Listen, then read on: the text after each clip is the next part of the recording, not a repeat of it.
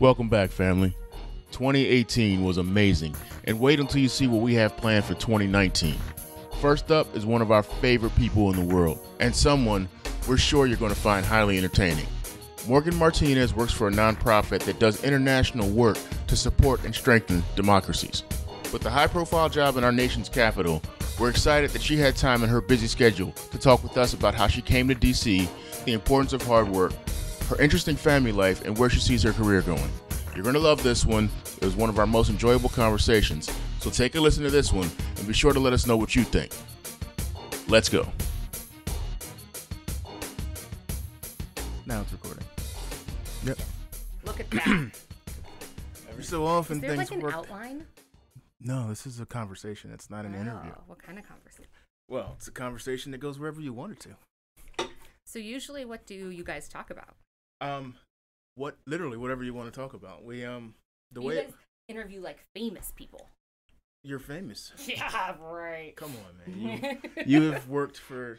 All right, I'm not even gonna do that. So we'll do the normal introduction, then I'll let you introduce yourself. Okay. Full disclosure, Morgan's one of my favorite people in the world. So What can I say? hey, I guess tell everybody who you are, what you do, and how you got to where you are. Well, long story, but okay. So my name is Morgan. I am currently Deputy Director of External Affairs at IRI, at the International Republican Institute, which is a nonpartisan nonprofit that spreads democracy worldwide. I've been here for about 6 years, starting as an online communications specialist that really worked in the digital world. So I I graduated college, and I kind of decided I just wanted to get the heck out of wherever my parents were. Love them. I love my parents. And we will come back to my parents. They're crazy, wonderful people, but I just needed to figure out my life, and I didn't want to have to move home after college. In my mind, I was like, I don't care if I have to work anywhere. I'm just going to keep applying, and sooner or later, I'll figure out what I want to do. Because I was an English major, and so, I don't know, I thought I wanted to be a professor, which, good news is I'm not. So, so I just applied to everything, right? And I had different interviews. I talked to people, and I got 2 job offers. The first one was doing PR for a porta potty company, and the second one was working for a state senator named Abel Maldonado. And I really weighed my options, and I said, yo, porta potty is not for me. I'm going to go the political route. Road less traveled. Road less traveled. And I knew nothing about politics. And people, I remember, because I actually got my job before I graduated college. I graduated right before the recession.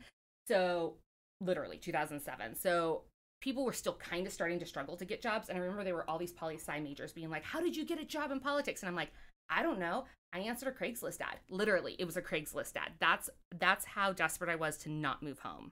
I was answering ads on Craigslist. Where's home? Home was Santa Cruz, California. And it's not that Santa Cruz is bad. Love it. But I don't want to move home with my parents. So anyway, so I was like, okay, fine. So I took the job with Abel. I kind of got into the politics things. I started writing his comm stuff. And then I was like, you know what, Abel, I really think that this Facebook digital world is going to take off in politics. And he was like, okay, fine. If you want to make me a Facebook page, you can. If you want to, and I started learning about it. So I'm completely self-taught in what I do. I have lots of mentors that don't realize actually they're my mentors. I just read their blogs all the time. And so from Abel, I stayed with him for a very long time. He ran for lieutenant governor, so forth, did comms there. And then I had a short stint at a small digital company where I learned that I was not meant for that kind of work. Ended in a rough spot there. And instead of, going out nicely, my mom always tells me that I burn bridges while I stand on them. And you will learn that I have. And that was one that I burned that bad boy bad. So I actually took some of the clients with me because they didn't have a non-compete clause. Is it like a Jerry Maguire type thing? Yeah, kind of worse. I don't know. It was young. I was super young, and they were young. The CEO was only a year older than me. So the whole thing was just a shit show. So And randomly, one of the clients was Buddy Roemer, who was this guy out of Louisiana. He was a former governor, former congressman. He was good friends with John McCain and Lindsey Graham. He was kind of this really moderate Republican who believed in not taking money from super PACs, really low limits on election donations. And I was like, dude, I can get behind that. And he was going to run for president. And he was like, he has the cutest Southern accent. He's from Louisiana. And he would be like, I'm going to run for president. I'm a congressman, a former, governor, and I can do this. And I was like, sure, why not? And so we went on this wild ride of running Buddy Roemer for president, which was, we had no chance at all, but we like made it known in his digital world. And that's how I got my name out there. I got to speak at Harvard about what to do digitally because Roemer let me experiment on him. And after that, I was in the campaign world for a little bit more. And I woke up one day and I was like, I don't want to live on the road for the rest of my life. Like the people that live on that road, don't have relationships. Their friendships are downhill. They're doing is eating McDonald's. And like, I don't want to do that. And so I had randomly met this girl who was also campaigning as a volunteer. And she had called me up and was like, hey, this place I'm working for needs someone to do digital. And I was like, okay. And I moved to DC. Now, here's what Morgan didn't say. She started a blog when she moved to DC, and I have read it and demanded more episodes. And we'll get to that. We'll circle back around to that. Dude, but that blog was legit. Let's go back to not the beginning because no one wants to. No, my beginnings are like horrible. Yeah. But let's talk. Like nobody is born like an English major. Nobody's born a comms person. Where did it all start? Let's see, why? I don't know. I guess, well, my mom and dad told me they wouldn't pay for college unless I was a major that meant something. And to them, that meant business. So I actually started in college as a business major. And then halfway through the first semester, I told my parents, I'm like, fine, don't pay for it. I'll take out loans. Like, I don't want to do this. I want to read. And my parents are like, you're worthless. Your degree is worthless. And I was like, fine, don't pay for it. Like, I mean, everyone else has student loans. I'll just take out student loans. And then of course they backed down. They were always going to pay for it. But, and I'm super lucky like that. But I guess I just woke up and was like, I love reading. I've always loved overanalyzing things, overanalyzing people. And what English majors do is like they read into a sentence and it takes them like 2 hours to like figure it out. So I don't know. I guess it was just the thing that I love to do. Most people do have to go to college for things they don't love. But I got to, which is great. But like, what do you do with that? So I was like, oh, I'll become a teacher. But like, I don't really like kids and that's not good. And then I was like, I'll become a professor. And then I was like, whoa, I have to go back to school for that. I'm not doing that. So I was like, and then that's how I almost got to be a PR person for a porta potty company. But then I decided to go to politics. I gotta tell you, porta potty company PR person might have been amazing. But what they did actually was like they put can't make this shit up. So it's like, how in big sports venues they have porta potties that are like lined up, and so what they sold was the advertising and PR for like putting your company as like this huge sticker that went across the porta potties. Like inside or outside? Outside. Okay. So like when you're looking at porta potties, instead of seeing like those ugly green ones, it's actually like a huge sticker ad across, like a billboard that would be like designed so for porta potties. In essence, like it's actually a good idea, I think. I'm glad I didn't take that. What's a good idea? We should put them inside, because what are you going to look at? Well, what are you reading when you sit on the pot, right? Or squat, I guess. But like, I mean, that would be smart too. Don't anybody take our idea. We're doing that. Yeah, right? That's my $1 million idea. Yeah, right. So many of those. But yeah, so I got lucky. English, I mean, and it's interesting too, because I've worked with a lot of comms people that are English majors, and they're like, what the hell are we going to do with this? And it's like, communications is just the easiest way to go. You can write, you can use it as, that you can analyze things. You can write speeches in politics. You can write speeches for anyone else. You can write op-eds. Like kind of like the natural place. So for the kid right now who's sitting in school trying to figure out, like, what does a comms director do? I mean, I still try to figure that out every day. Like, it's funny. Sometimes I wake up and I'm like, do I really know what I'm doing? Like that, they call it imposter syndrome. And I read about it in this like stupid self-help book probably. And I was like, oh my God, I have that. Like, ding, like, cause there are days where I'm like, cause I'm self-taught, right? Like I've had people teach me, I Google everything. I read PR daily and so forth. And I mean so technically anyone could be a comms director, right? Like there's like no real talent behind it. It's not like I'm a doctor and I had to go to medical school or, I went to business school and now I know how to like do spreadsheets. Like I know nothing. Like I just studied Shakespeare. So like, what do you do with that? So, I mean, it changes every day. Comms directors are different for every place.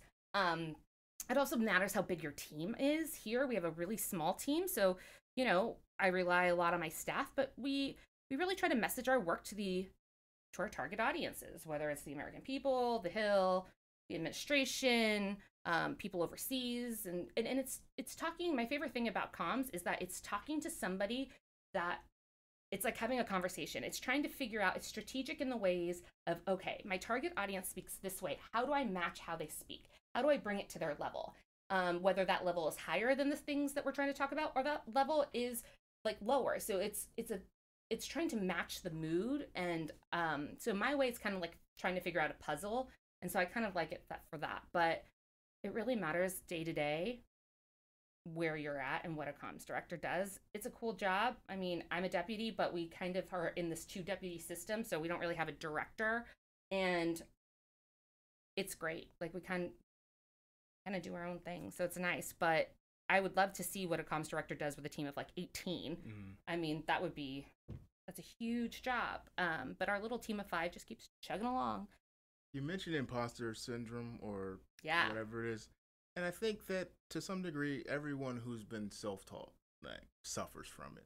We all do. I mean, you always wonder, I found that online. Can it be 100% true?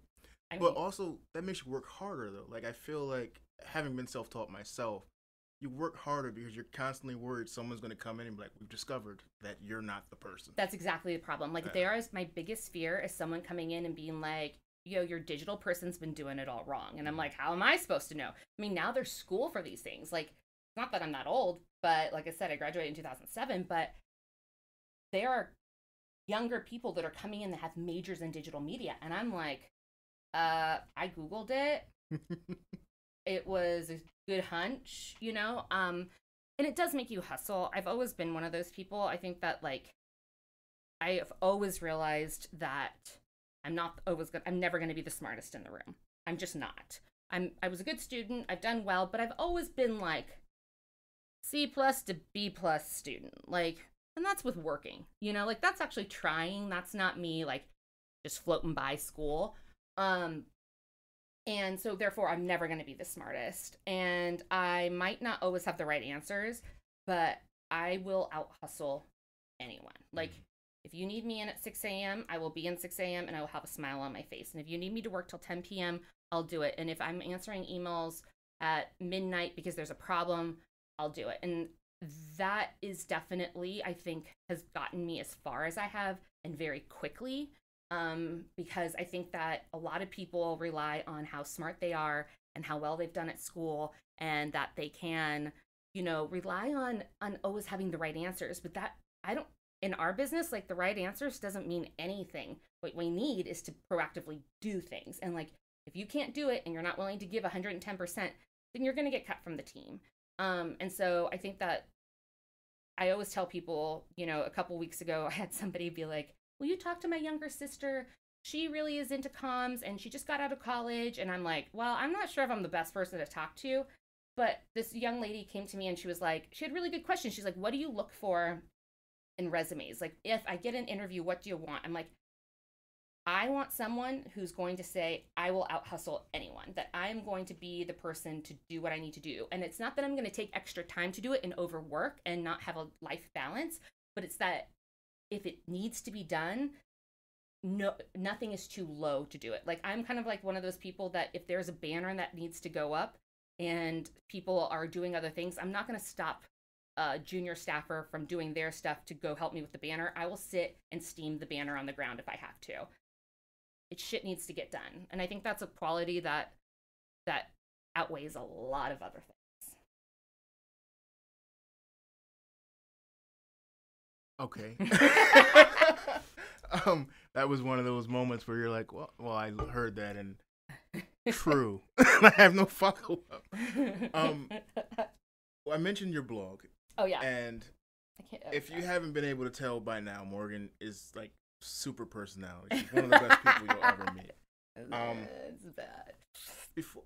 We're going to talk about the blog because it's amazing, but hidden little gem about Morgan, she was on one of those shows on, what was oh yeah, Say Yes to the Dress. Say Yes but it to wasn't the Dress. Say Yes to the Dress. It was Randy to the Rescue, because Randy came to me. So I was at that point I was in California, so I was out in San Francisco. You got to tell me, how does that even happen? So I have this friend named Kathy. She's about 10 years older than me, and she's calmed down a lot, and she's married with a kid now. But like, Kathy is like just wild, and she's so much fun, and she's always had great jobs, and she's super successful, but like, her ideas are so big and nothing's out of the box. So she was supposed to get married, and that's a whole nother story, but like, I was supposed to get married, and she emails me and goes, guess what? It was like, I think it was like Facebook message. I'm like, what, Kathy? And she's like, Randy is coming to San Francisco, and they need people to tape themselves to tell them why they need Randy to rescue them for the wedding dress. And I'm like, Kath, like, I don't think so. Like, I just don't know if that's like my jam. On top of that, like, most people bring their moms to that thing. My mom is definitely not going to want to do that. Like, I don't know. And so she convinced me to do the stupid test video, and I did it. I did it on like an iPad and sent it in. And I was in Phoenix, Arizona, because I was on a campaign, and I get a call from a New York number, and I'm like, oh, God, who is this? And if you're on campaigns, like, you answer that phone. So I answer it, and it's the casting agency for Randy to the Rescue. And they go, you know, we really liked your video. We think that we want to talk to you a little bit more. So it was just a chit chat. I'm like literally working, but I'm like, okay, I'm going to chit chat with you. And then they call me back the next day, and they're like, can we get your bridesmaids' names and what they want to do? We want to book you. And I'm like, whoa, like, this went from 0 to 100 really, really fast. And they were like, no, you are definitely, like, we think that you will be the number one person we want. So they ended up actually, like, working around my schedule, because they thought that my group of friends and me and my mother would be, like, TV gold. Which, if back then they had the option of doing, like, you know, now in, like, when you have a Dish or Comcast where you can do the unedited version, if they had that, I think we would have been on TV. But unfortunately, my friends are a little bit crazy. My mom was really upset about having to go. We had to be there really early. It was all day filming. They had to do a makeover, all these things. And it was the same day as the playoff game for the 49ers and the Seahawks. And so she was really bitchy about that and, like, demanded a TV. And then my friends got, like, at like 10 a.m., they started drinking champagne. And so that kind of went down the door, like, downhill. And then, like, you know, it was so bad. It was really bad. It was really bad. Like, they were doing the one-on-one interviews, and they're like, Morgan, like, why do you like this dress? And, like, I don't know. I just say whatever was on my mind. I'm like, well, it has pockets to put my, you know, booze in it so I can get down the aisle. And they're like, you can't say that on TV. And I'm like, but it's the truth. Like, I really like that dress because it has pockets in it. And then we got a call. My booze. Yeah, I got to get my booze. And so they called me back like 3 days ago, or 3 days later, and they were like, listen, you were great. Like, we had worked around you and told you we were going to use you, but, like, we started looking at it, and, like, there was too many F-bombs. Your friends were out of control. One girl just walked out in the middle of the interview and was like, yo, I got to go pee. And, like we didn't think that you guys were those kinds of people when you sent us the resumes, because they actually had done, like, backgrounds on my friends. Like, what did they do? What college did they go to? Like, what degrees do they have? And, like, they're smart girls. Like, 3 of them have masters, and, you know, one's, like, was at, a big PR agency, and one was a teacher, and I think that, like... And they ended up getting the cast from Bridesmaids. Right, worse, probably, but yes. And so, yeah, it was really bad. It was really bad. But, what was really cool is at the end, I think Randy realized, like, let's just cut our ties with the crazy ones. And then he walked up to me and he's like, what are you guys going to do? And my mom was like, well, not watch the game. And then I was like, whoa. And then also at one point, Randy, and actually I think there's a Facebook post about this, but Randy turns to my mom and goes, how the hell do you put up with her? And my mom's like, I drink. and my friends are like, mm-hmm. Anyway, so Randy goes and realizes that, like, this group's out of control. And so he's like, what are you guys doing? I'm like, I don't know. He's like, well, my favorite drink is a salty dog. And I'm like, oh my goodness, I love salty dogs. And he goes, do you want to go grab them? So we all went to drinks with Randy. It was actually pretty legit. And he pretty much never spoke to us again. Yeah, that relationship was over. Yeah. Oh my God, they were pissed. Because they usually do filming over 2 days. And they had jammed us all into one because my mom would not miss another day at work. Right. So, and it was a Sunday, clearly. Oh, she didn't want to miss Monday at work. And so, yeah, they were like, fine, you're the only bride we've ever jammed a full day of filming in just for you. Like, made me feel super guilty about it. And then we just, like, rolled in. Your mom must be an amazing person to just drop everything and come to help you film, well, what basically never aired. Oh, yeah, she never even followed up of, like, was it on TV? I don't even think she knows it never was aired. She probably was like, whatever, I don't care. No, my mom is, my mom's amazing. She's a lawyer, and she's smart and bright. She's just insanely smart and, like, really intense all the time. Mm-hmm. Like, yeah. Was there a lot of pressure on you to, like, do well in school and all that stuff from having, like... Oh, I think they were like, dude, she'll always be a B student. That's totally fine. No, I think they were just happy about that. As long as she's not dead. Right. Well, they were like, as long as she's, like, not flunking and we see her doing her homework and she's playing a sport, like, we realize that, like, this is okay. Mm. Making the decision to move across the country is huge. Like, I can't make the decision to move 15 minutes from where I live now. You went from literally one coast to the next. Yeah. And then, and here's the best part, and then wrote about it. Yeah, I did. It was crazy. And you'll look for it on your own. I'm not going to give out the address. No, don't, because I haven't even updated it since, like, I moved here pretty much. Yeah, no, it's been what? 5 years, 4 years. Yeah, I should probably take that down, actually. There was literally a promise on the blog that she would update. And then I just didn't. I forgot it. I was like, I can't do this right now. I'd have too much work. I discovered it by accident and literally forgot time for, I think it was probably about 45 minutes. I was reading through. So embarrassing. Oh my God. I'm not going to tell you what the address is, but you guys are smart and you can find it on your own. And when you do, demand more blog posts. No. Demand it. IRI will fire me. Well, I mean, it may be for the good of all of us. That's true. Good of the people. And, who knows? Maybe you'll get something out of the blog. Maybe like a TV show. Or if they made a show about your life, that would be amazing. No, it's like an inside joke with all my friends. They were like, your family is a walking disaster. In a good way. But, like, they're like, you guys would have a film crew. Like, actually, I think, like, we were just talking about it, like, 3 weeks ago in my group chat with all my college friends. They were like, the person that needs a show is Morgan. I'm like, absolutely not, because I would never get hired for anything ever again. My whole family would, like, be out of jobs and home. It's just, like, we're a little weird, but yeah, I moved cross country for IRI, which now that I say that is kind of crazy. I don't know. I had nothing to lose. I was like, okay, I got this job.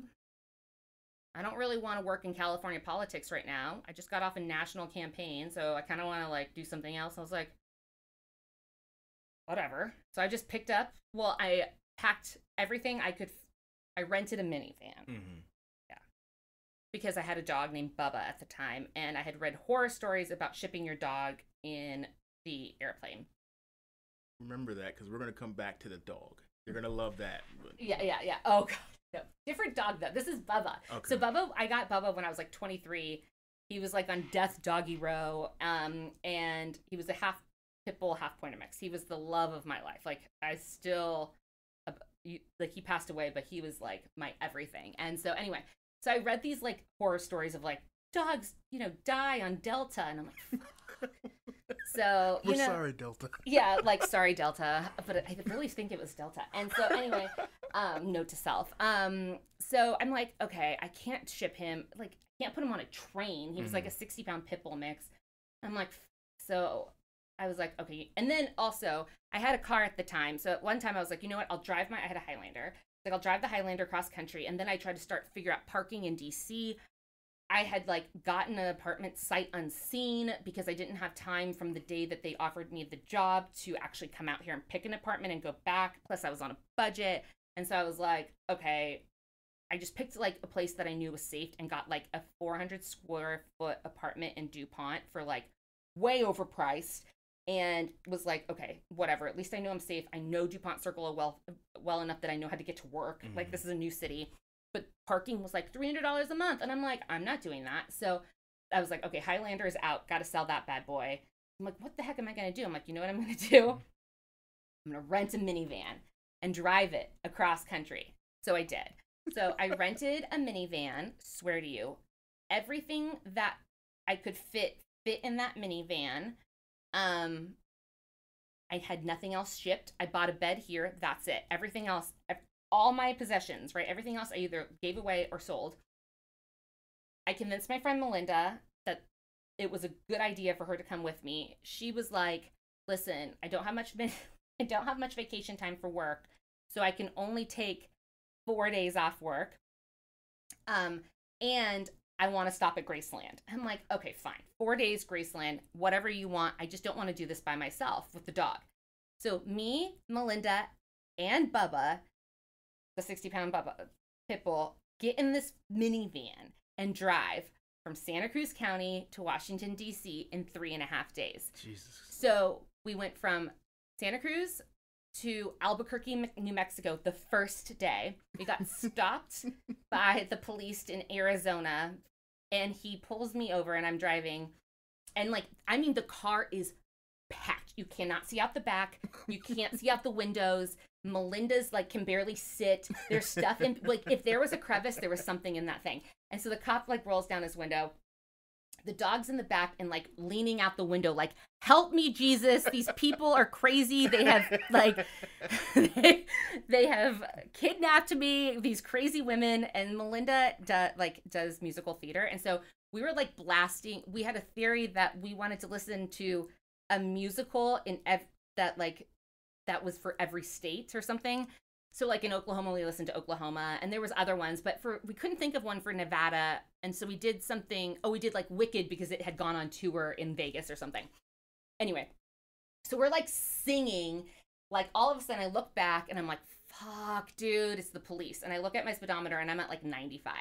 And I'm like, oh, I'm going to get this ticket. So I pull over, and so I roll down the window, Melinda's window, clearly, the passenger, the dog sticking his head out. And the policeman goes, ma'am. And we're like, hello. He goes, I need your license and your rental agreement, because he's already run our plate, so he knows. And so Melinda opens up the glove compartment, and like, because where else with the rental? And like, I swear to God, like, it was granola bars, tissue, tampons, everything's falling, because we had used every crevice, right, for things, like, and she's like rushing through it. I'm like, I'm really sorry, officer, I promise we have it. And she's like throwing shit, and like, I'm pretty sure like at one point the tampon hits the officer when he's moving his head. He's petting Bubba, and he's like, how long has he been in the car? And I'm like, I don't know. And I'm like, I'm really sorry, officer. I got really caught up singing show tunes. And he goes, so where are you two ladies going? And we're like, Washington. And he goes, state, because you're headed in the wrong direction. Looking at my California ID, I'm like, no, DC. And he looked at me, he goes, oh. Melinda's like, we're doing a road trip in 3.5 days. And he looked at us and he was like, okay, listen. You two ladies be safe. Here's a fix-it ticket. Stop speeding. Mm-hmm. And I was like, okay, thanks so much. And he goes, and stop singing show tunes. I'm like, And like, we rolled up the window, and Melinda's like, oh, that was a close one. I'm like, did we ever even find the rental agreement? She's like, no. Like, she's like holding granola bars. It's everywhere. So we did that. We stopped at Graceland, left the dog in the car, poor dog. And then we made it in 3.5 days. 3.5 days. That's crazy. Yeah, dude, it was long. And then we got there and there was no bed because the bed wasn't delivered yet. So me and Melinda slept on the ground. And then Melinda, being the champ she is, her job made her go to work the next day. So she worked for a PR company, a firm that had an office here in DC. And so she went and worked at the DC office the next day in order to put in her hours. You owe Melinda money. Oh, my life. My life. My credit firstborn. She doesn't want children, though, so. Yeah. Director credit on the movie, EP or something. It was that. Yeah. By the time we rolled in, the check engine light was on of the car. We had 2 missing hubcaps because I had hit a curb and they had bounced off and we couldn't get them back on. Half the bumper was missing because Melinda had hit a pole. And like I had to return the car to because here we go again. I didn't know anything about DC, so I just was like, Reagan National is probably the best way to return it. So literally it was like barely making it to Reagan. Like I filled it up and like I was like, oh dear, is this even going to make it? Are they going to charge me? Yes, they did. But the thing was, I mean, I don't think they could have reused it. No. Okay, so Bubba. Now Bubba was the half pointer, and then he passes away, and then I got Roosevelt. All right, well, wait a minute. Because I remember you telling me you had a racist dog. Oh, that was Bubba. Bubba was racist. How does it... I don't know. I have no idea, but he didn't like anyone that was anything but white. And like I'm not even white, so it's not like I'm half Mexican, so but he was very iffy with anyone. And he would just sit there and just look at them and growl and look at me and be like, is this what I'm supposed to do? And I'm like, no, stop. You're embarrassing me. And he would do it. Bubba, I called him my spirit animal because he judged everyone. Like he would sit there and just like judge. He never wanted to exercise or do anything, which I don't either. And like his whole entire life, all he wanted to do was like sit on the couch and then sit outside and look at people and then bark at them and scare them on purpose. He used to scare people on purpose. He would just sit there and people would come closer to him and then he would bark and growl at them and he wouldn't jump or anything. He would just do it to like scare them and then like sit back and be like, ha ha ha, idiots. But yeah. So you replaced Bubba and then you got Roosevelt. And Roosevelt. I don't even know where to begin with this story, but Roosevelt only speaks Spanish. Well, no, she speaks English now, but like, so I got her and I adopted her from the Humane Rescue Alliance. And they were like, yeah, we think she's a little slow. She's definitely been returned already twice. And I'm like, I'll take her. She's this like 100-pound American bulldog. I love big dogs, clearly. I always go for the underdog. It's like, I want the dog that no one else wants for reasons I don't know. And so, yeah, like I took her to class. I would tell her to sit and she would look at me like, and then she'd be like, oh yeah, I got that. And she would sit. So she was always like 20 seconds behind all the other dogs. And I was just kind of like, maybe she's just dumb. And that's okay. Not everyone's smart. I'm not always the smartest. Like, that's cool. You do you. Maybe my dog is dumb. Well, I mean, like, it's true. Like, maybe she's just not the smartest pup in the world. You know, she can get by on her look. She's pretty. And so I was like, fine. So then one day I was just walking her like 6 blocks from my house. And this guy comes up to me and he asked me to take out my headphones. And I say, and I'm used to this. There's a lot of people, especially men, who really want to know about Roosevelt because she's so big for a girl dog. And they want to know if I'm going to breed her. It's like this fascination. And I'm always like, no, she's fixed. But anyway, so he like signals to me to take out his earbuds. And I go, okay, whatever. So I take him out and he goes, hey, what's your dog's name? And I look at him and I'm like, Rosie. And he goes, oh, well, that sure looks like my old dog, Nala. And at that second, I remember the fact that when I got Rosie at the Humane Rescue Alliance, that her name was Nala. And Rosie's going berserko, right? So you know how, okay, let's go back. I have a racist dog named Bubba who doesn't like anyone except for me, maybe some white people, maybe. And then I have Rosie who loves everyone and has no stranger danger. She wants to give kisses to everyone. She wants to love everyone. She doesn't understand that people do not love her. She is very upset when she isn't loved by she will stop in the middle of a crosswalk to say hello to people. Like, this goes back to maybe she's dumb, but whatever. So she's going berserko. She's jumping up and down. She's doing circles. I'm like, Jesus Christ. So, like, I have this random guy approaching me, telling me that this is his dog, probably. Rosie's going nuts. I'm like, okay, this is really awkward. And he's like, and so I pull out my cell phone and I text message my boyfriend and my best friend and in a group text and go, if you don't hear from me, I'm on 3rd and R, help. Murdered. Right, I'm being murdered for the dog, right? And so he pets her, and then all of a sudden, out of nowhere, he starts speaking Spanish to her, and she's like sitting, rolling over, doing fucking tricks, and I'm like, Jesus Christ, she's not dumb, she speaks Spanish, she's bilingual.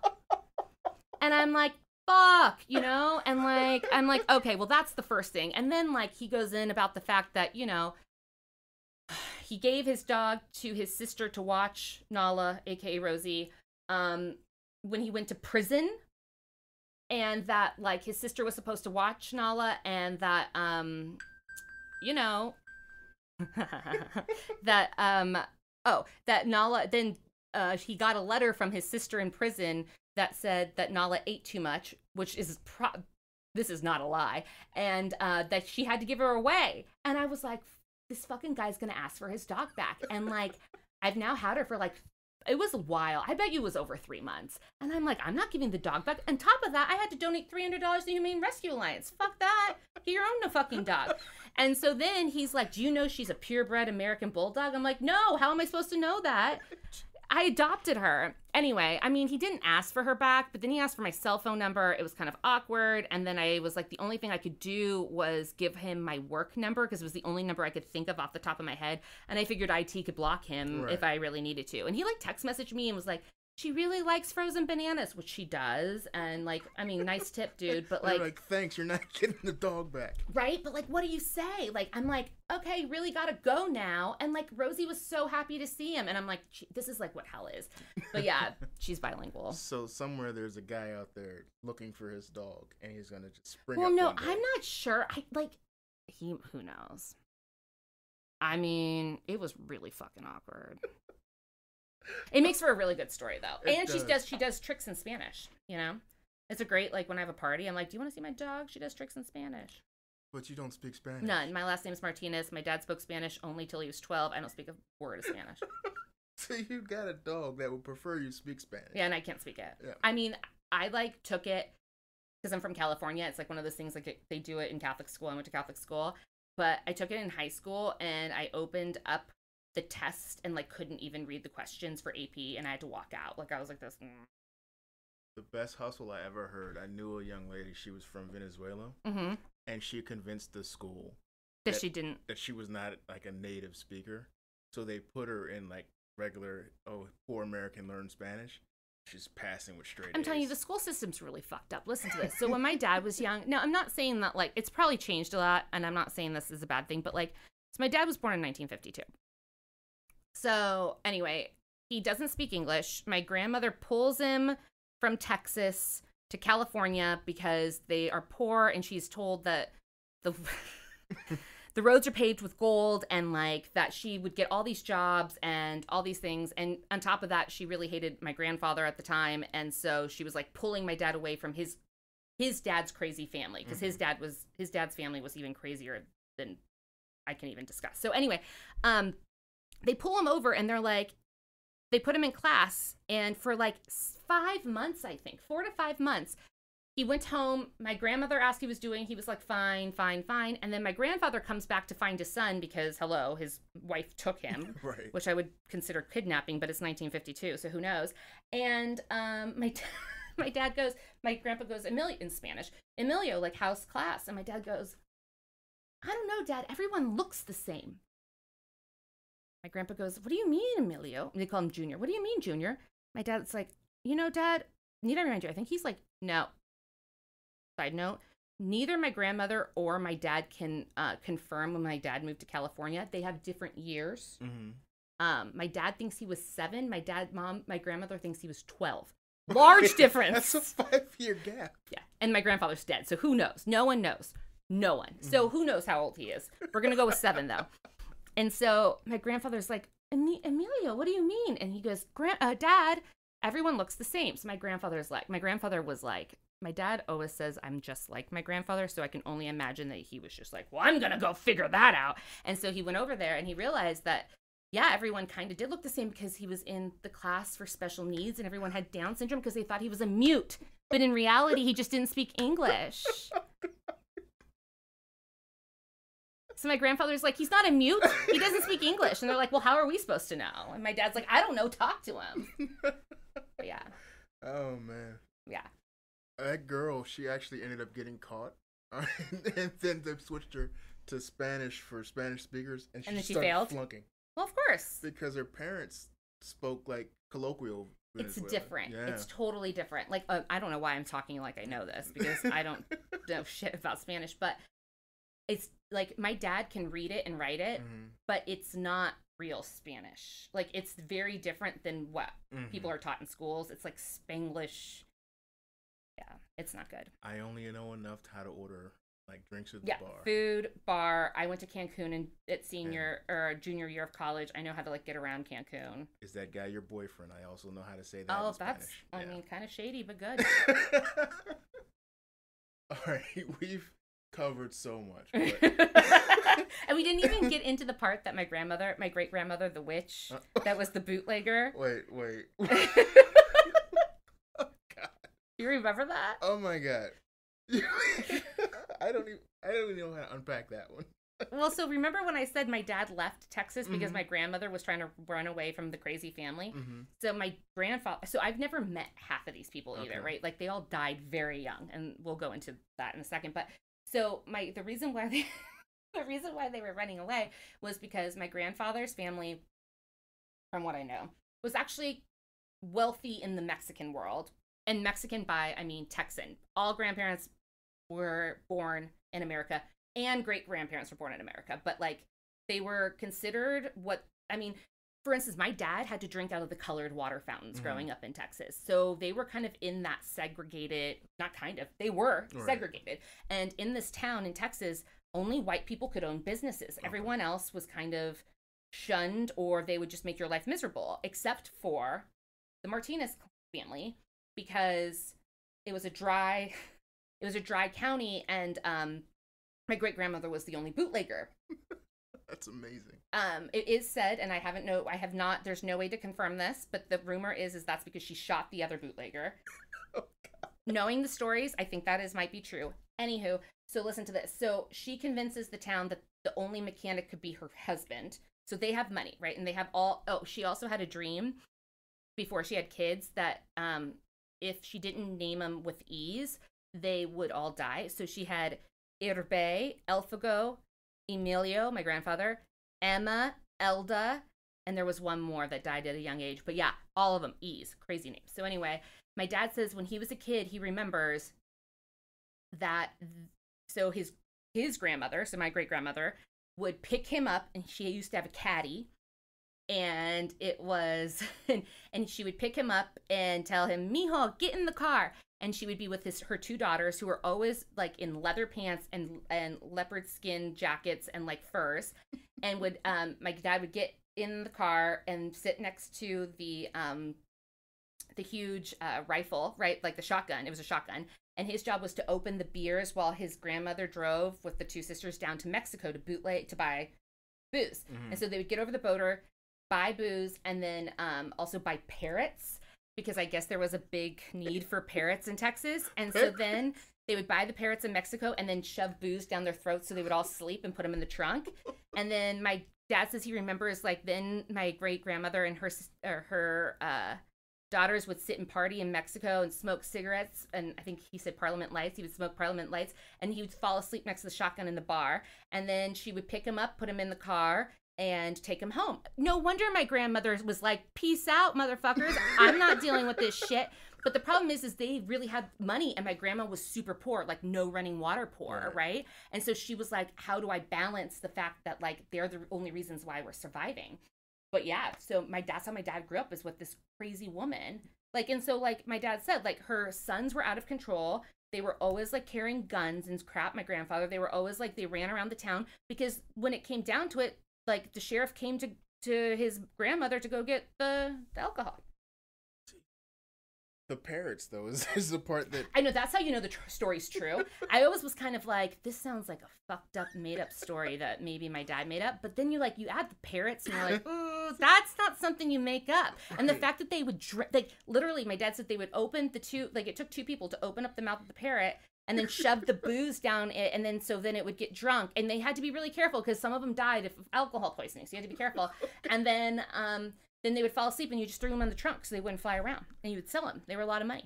All right, that tears it. We're making a movie. We're making a movie. Yeah, so she sold alcohol out of her house. Alcohol, I think, now, he hasn't said this, but I think probably guns and then spells.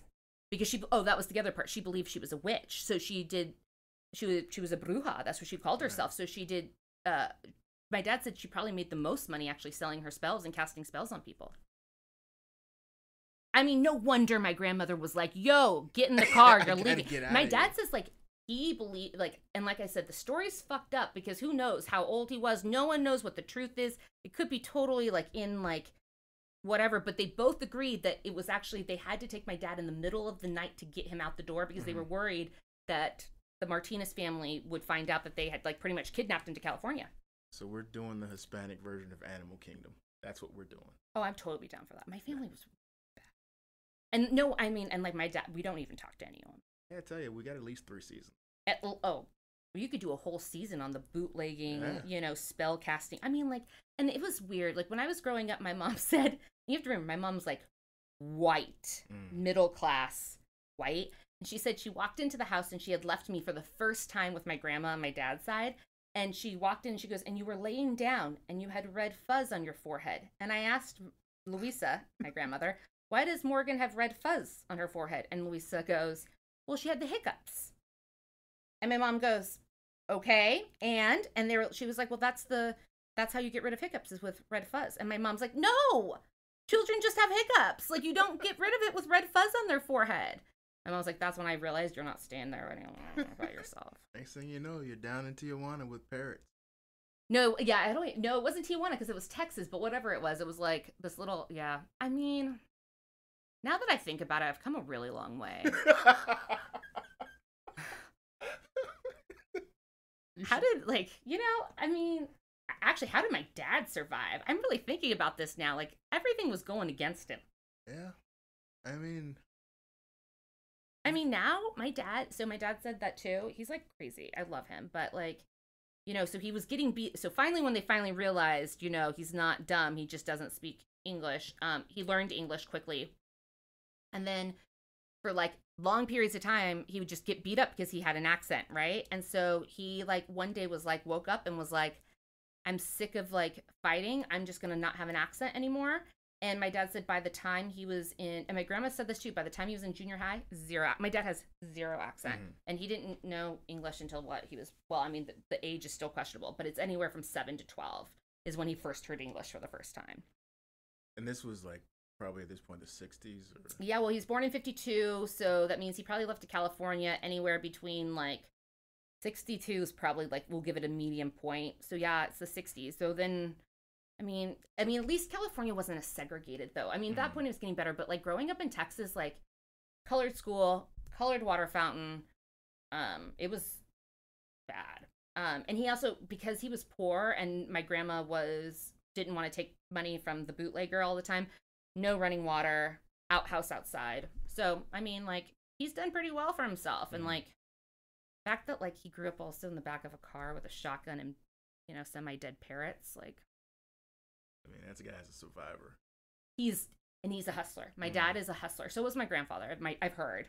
But, yeah, he's a survivor and he's a hustler. He's the one who's always told me, you don't have to be the smartest. You don't have to be the best. At that one thing, he's but if you out hustle somebody, you will always make more money. You will always be the top. You will always be do well for yourself. And so far, kind of worked. I don't know. Talk to me in 5 years. Actually, I'm glad you said that. Let's do it this way. What's next, and where do you see yourself in 5 years? Dude, that question's really, really fucking hard. Isn't it? But it's easy for me. To ask it? Yeah, it's a cheap shot, I'm not sure. So back in the day, if you would have asked me this 2 years ago, I was very money driven. Like, I was like, I will do anything for extra cash. Like, not extra cash, but like, I will go to whatever's next, whatever the highest bidder. I'm just going to go to the highest bidder. And then, like, I don't know what happened. I turned like 32 and I was like, Morgan, like, that's a really fucking bad decision. And maybe I got feelings. I'm not really sure. Don't really think so. And anyone at IRI will tell you I don't. But like, now I kind of like want to just make sure that I stay in something that when I wake up in the morning, I know I'm like doing a little bit of good.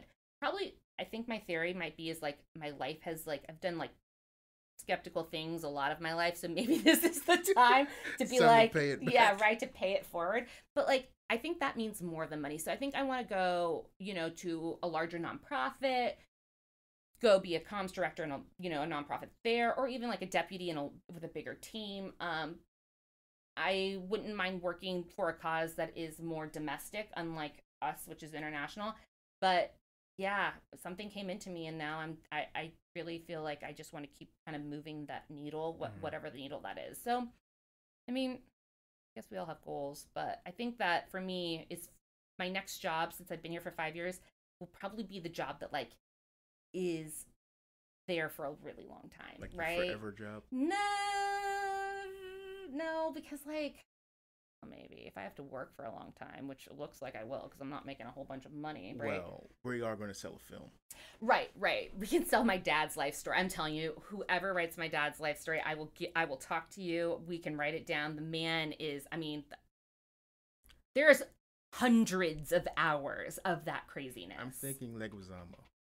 I'm telling you, dude. Also, like, no, we should probably make sure I wish I would have met my grandfather too, because I heard he was insane. Like, the man, like, decided to go to New York and ran like, who knows what. He was totally shady, came back, and then, like, was like, you know what I want to do is, like, make machines, and had no engineering degree, and then he just, like, invented the machine that freezes fruit whole. Okay. But then So he just came back and was like, you know what? This looks like it goes with that. He was always, my dad said he was always, yeah, like, you know, I said that his father was a mechanic, and I think he just grew up and his brain was like, that was how it worked. I tell you, I'm not that smart. I did not get those genes. No. I did not get those. And that's like really weird because my dad's really smart. My mom, like I said, psycho smart. She like went to law school after having me because she decided she didn't like being a mom, and which was cool. I think it was fine. And then she was like, she was like, I don't want to be a stay-at-home mom. Like, I need to go do something. Right. And so she's like, what I'm going to do is I'm going to become a lawyer at like 33. And so she went to school. And then she's like, you know what I'm going to do is get pregnant with my second kid in the middle of becoming a lawyer. And then she was like, and then I'm going to take a final and like finish it, even though I'm going into labor, and then drive, and then have your brother, and then, nurse your brother while, taking the bar in the middle of it, and still pass, and still be, the head of her law review, the editor of her law review, all of that while having like kids and pregnant. And I'm like, I can barely pass the SATs. Yeah, like, I don't feel like I'm smart enough to be in a room with your parents. Yeah, right? And then they have me and my brother. My brother is like film major, and I was an English major, and they were like... So they got two creatives. Yeah, that's what they get for being little bitches. No, actually, no, it's not my mom's fault. My dad always says, though, because my dad was a big troublemaker, which, like I said, big time, like, out of control. And my grandfather used to be like, karma is going to be your kids. And he says that me and my brother is his karma. My kids are going to be horrible then. Oh, that means my kids are going to be smart. See, this is my theory. Like, it goes smart, mediocre, but hustles, smart. So, like, my kids will be the next generation of smartness, hopefully. I mean, yeah, knock on wood. Let's find some wood. There's no wood in here. Everything's fake. Sorry, it's true. We're on a budget. We're a nonprofit. But yeah. I mean, my family's great. They're cool. They have crazy stories. My dad's stories are crazy, but the one thing I go back to it. The one thing they always taught me is, like, outrun them, out-practice, with sports, out-practice them, outrun them. Just keep going, and you will do better than everyone else. And, like, people will ask me, I just had that young girl that was asking me, like, she was like, what do I do? I'm like, hustle. There are such things as dumb questions. Mm-hmm. Google it before you ask the question. Like, I am 100% positive there are dumber people out there than you are, which means there's an answer on fucking Google. Don't ask the question. Google it. Like, and then hustle. And then if all else fails, just revert back and go apply for new jobs. But honestly, I think everyone should take away from that because, I mean, I didn't go to school for sound engineering or how to be a podcaster or any of those things. Honestly, people, if you can't find it on YouTube, it doesn't exist. Honestly. But I mean, college, this is not like a bashing of college. Like, no. I think your degree makes you learn critical thinking. And I think that is something that is worth paying for.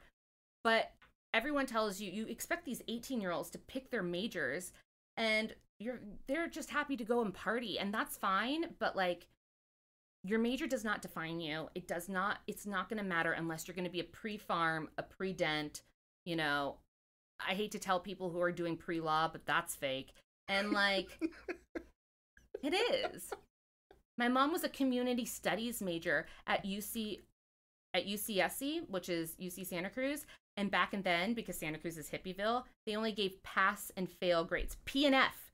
That's it. That's and amazing. She still got into a top law school because of her essay, like, and her LSAT scores. Like, well, I think that college, I always say this, nothing I've ever used in life came from college, except for the fact that I had to figure out who I was, how I learned, and how to, like, what my bottom was. Like, college, I believe everyone should be on, like, a very slim budget when you go to college. I agree. Like, my mom put me on a $50 a month budget.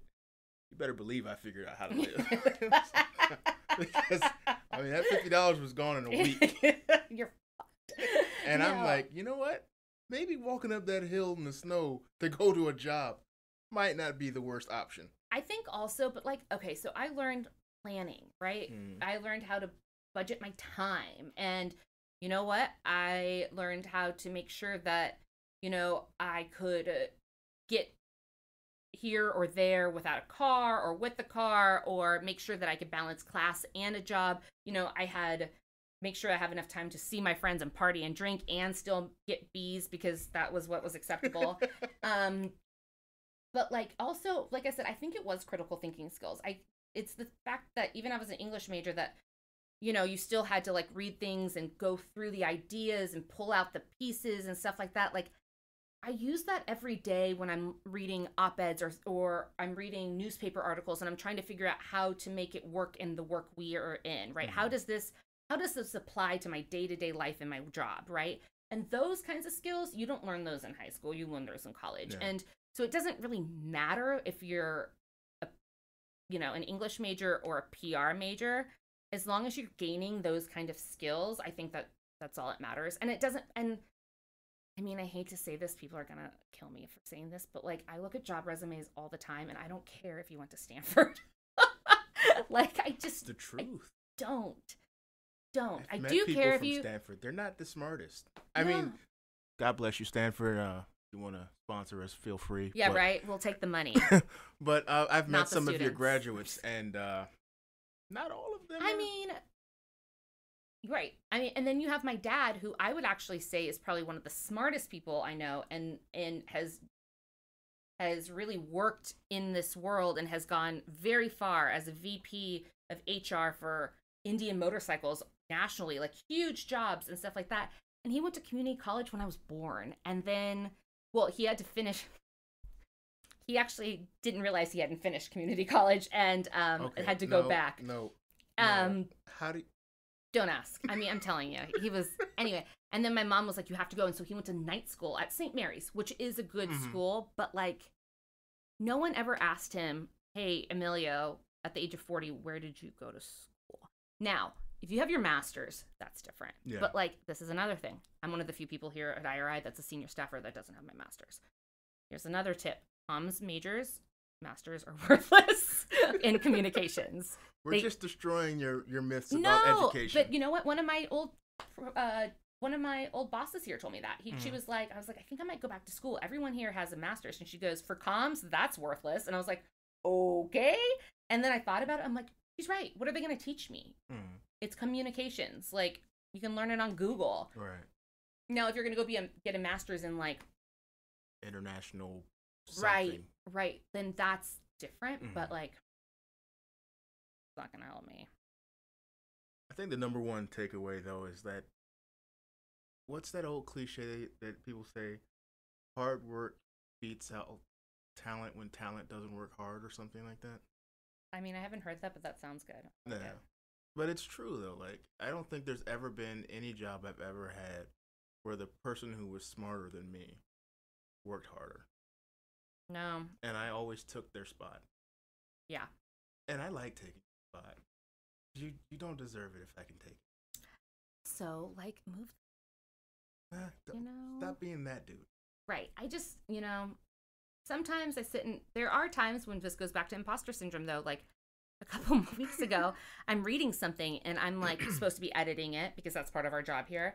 And clearly there are people who are smarter than me. They have master's degrees in these, in the Middle East studies, and I'm reading something about the Middle East. And I'm like, okay, I'm on page 3. And there are 90% of these sentences that I just don't think they make sense. So maybe I'm just dumb. Might be true. So I'm like, I put it all together and I walk over to my colleague who is a press secretary and who is really smart. I mean, like, Julia is so smart, and she had her master's from like Oxford or something. Like, Julia's the definition of like smart.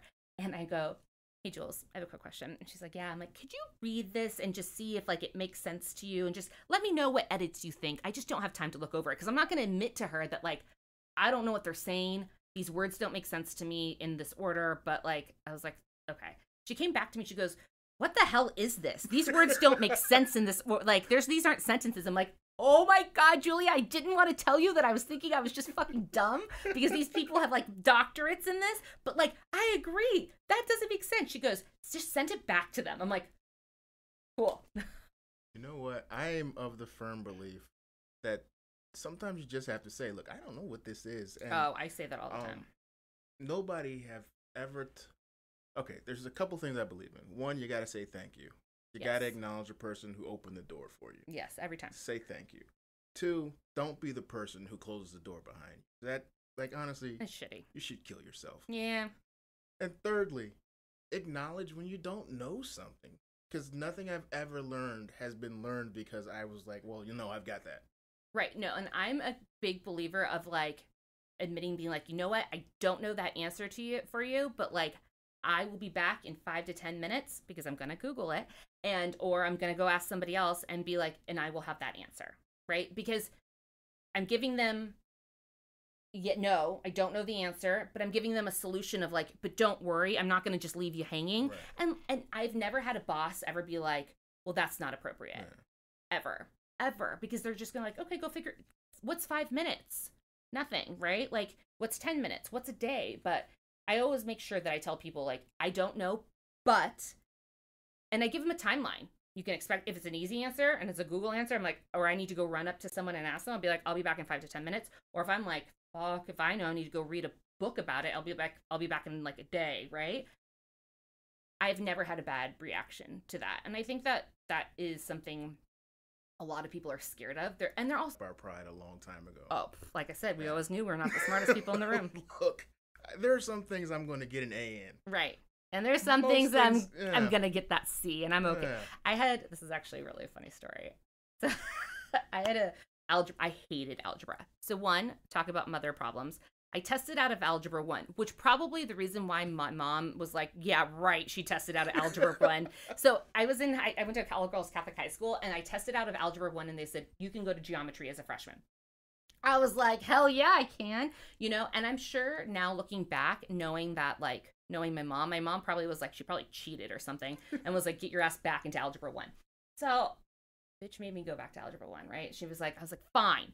So I was in Algebra 1. I hated it like really badly. And my teacher at the time was this guy named Mr. Greer. And my mom goes, Morgan, come here. And she goes, what's this?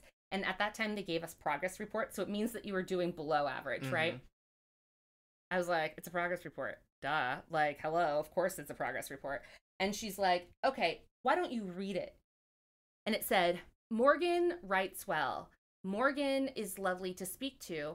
Morgan is always is always creative. How do I know this? Because she does everything but algebra in class.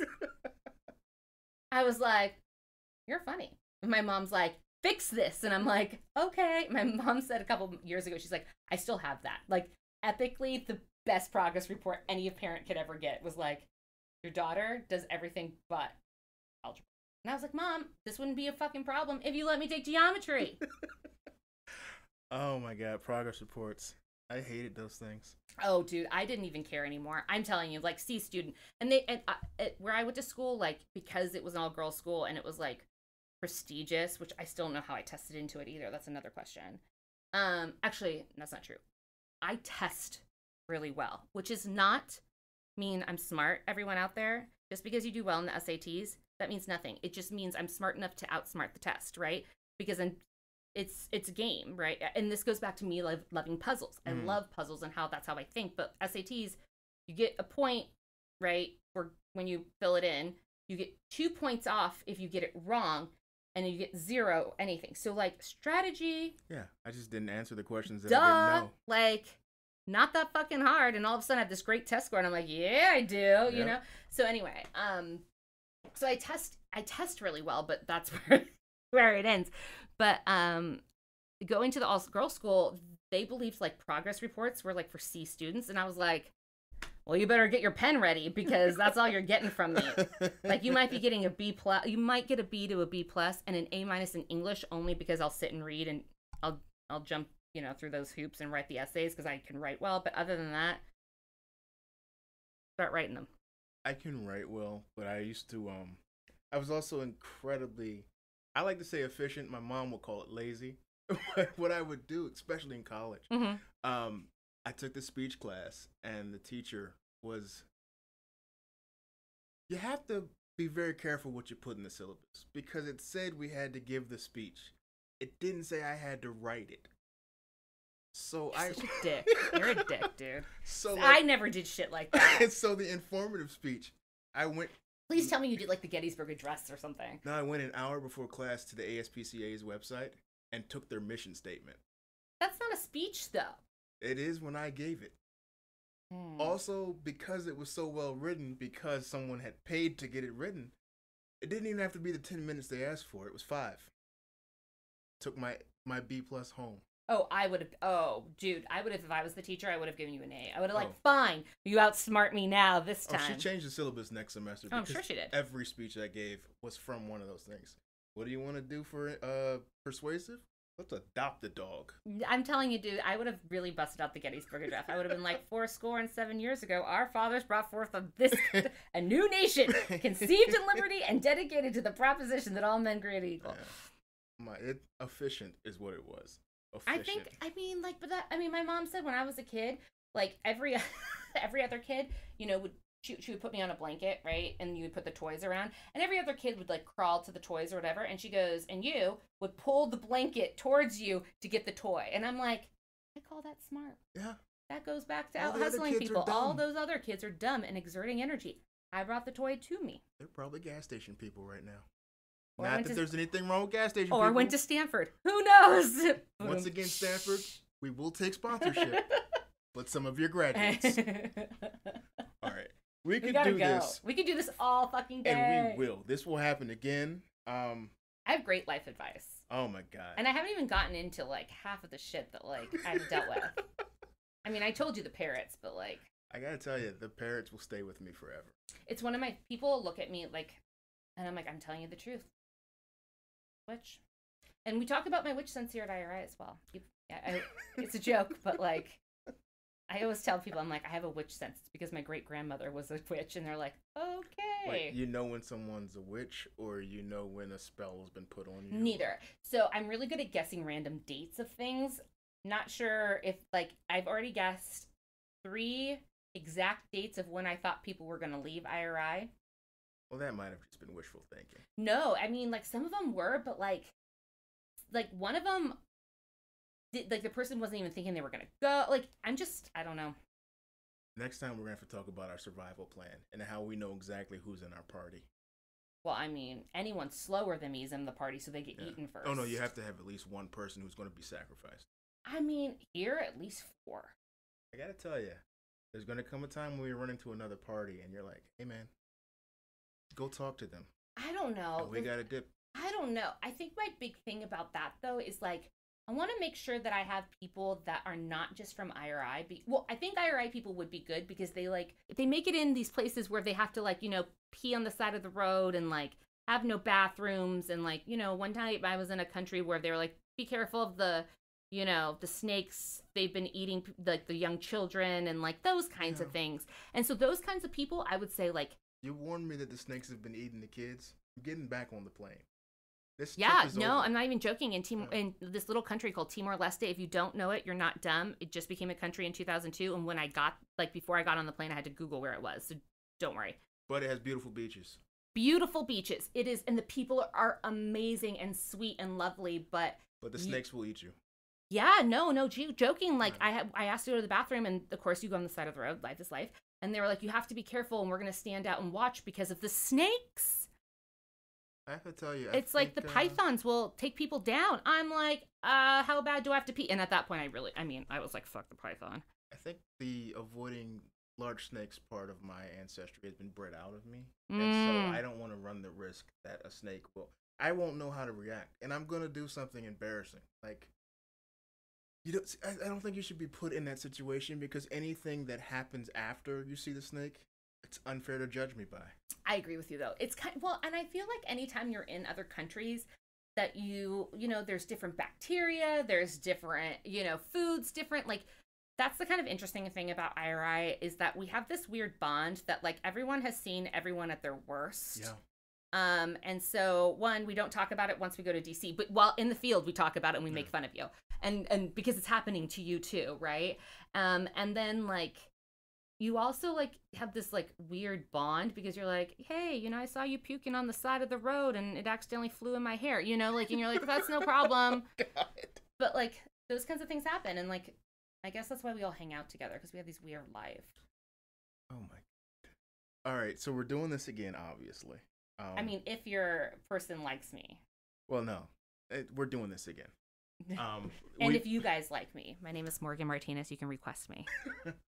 Try and find her blog. Do not find it. I swear to God, don't do it. I will pay someone to find the footage of that Randy to the rescue. It did show in Nigeria. Okay, so I know for a fact someone has listened to this podcast in Nigeria. I don't know what I can give you because I'm not rich, but I will do something. I will say your name at the beginning of every podcast. Find that footage for me. No, the only reason why I know it was in Nigeria is because one of the people that works with us in Nigeria goes, Morgan, I still have the email. And it was like, Morgan, the weirdest thing happened. All of a sudden, I'm in my kitchen and I hear your voice. And I thought to myself, oh no, did I miss a Skype call with Morgan? And he went to his computer and then he looked on the TV and it's me and Randy. I'm like, oh my gosh. He goes, but it was really short, much shorter than everyone else's because they had to edit everything out. But I think it was because, so one of the other guests, so there was 4 of us. There was one that was couldn't find her dress because she was steampunk. And my guess is that didn't resonate in Nigeria. And so they had taken her out. Yeah, well, I don't want to see hers. No, but the girl, my favorite one was, other than me, but was the girl that was named, I think Sparkle, and then her sisters were named like, her Topaz, Star, Diamond, and yeah, they were all gems. No. Yeah, she got on TV. No. Bay Area, baby. We're going to talk about this on another podcast because you're coming back. But the names that you give your children are forever. God, I swear, you don't name your kid something stupid because you think it's cute. Sparkle. Because 20 years later, they're going for jobs. Well, yeah, like... You don't want to be the one whose kid's name is a mockery. I know someone. No, you don't. I know someone whose name is a mockery. And for short, they called him Mock because that's better somehow. A mockery, if you're hearing this, I remember you from elementary school. We still cool. But... Well, that's like my dad. Thank God. Like my mom had this. So my Morgan's my mom's maiden name. So it is a me and my brother have family names all the through. So my first name's my mom's maiden name. My middle name's my grandma's name on my dad's side, and then Martinez. Okay, whatever. So my grandma on my dad's side, the one who like kidnapped him, right? His maiden name is Paloma. And she's very American Indian. She looks like she's American Indian, and she has like, so I think actually it got probably translated from Dove is what they think. But anyway, my mom had this bright idea that when she had me, right, she in the hospital, because they didn't know what gender I was, because my parents are crazy and they were like, no, we don't want to know. And so they're like, my mom's like, I know what we should name her, Paloma. And thank Jesus that my dad was like, no, because my name would have been Paloma Martinez that doesn't speak Spanish. And like, I would be in so much trouble. I would be hired to speak Spanish and people would be like, what the hell? Can you believe that? How Mexican is that? Oh, on another time too, we're going to talk about these stupid baby reveals. All of you stop it. I don't want to see a cake with food coloring in it, or a balloon with powder. Like, stop it. Just stop. Also, posting them on Facebook. Like, and why? No one wants to see that. I mean, your kid's going to come out with a funny head from the trauma, and it'll take a couple of days for them to look like a person. They also, like, I mean, there has been some crazy ones, I love babies. Please don't hold that against me. I don't. Morgan's the bad person, not me. I mean, they're a little weird, but, like, I don't know. I agree with you. I see those all the time. Also, I could go on a whole rant about the marriage announcements, too. Like, I just, like... Right?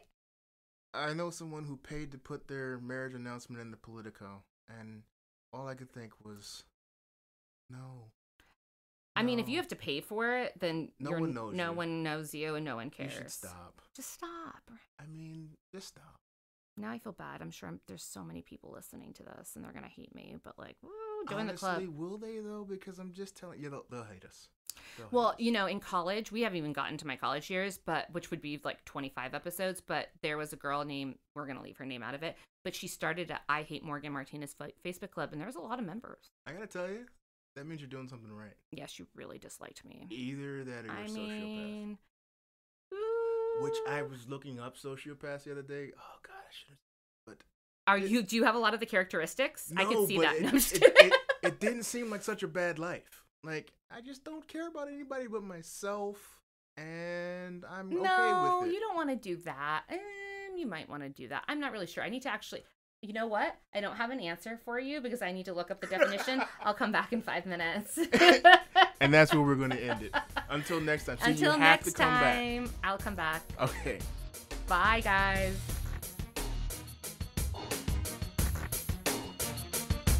I hope you enjoyed that conversation with Morgan as much as we enjoyed having it with her. We hope to have more conversations with Morgan in the future. 2019 is going to be a big year, but we can't do it without you. So please, leave comments and let us know what you think.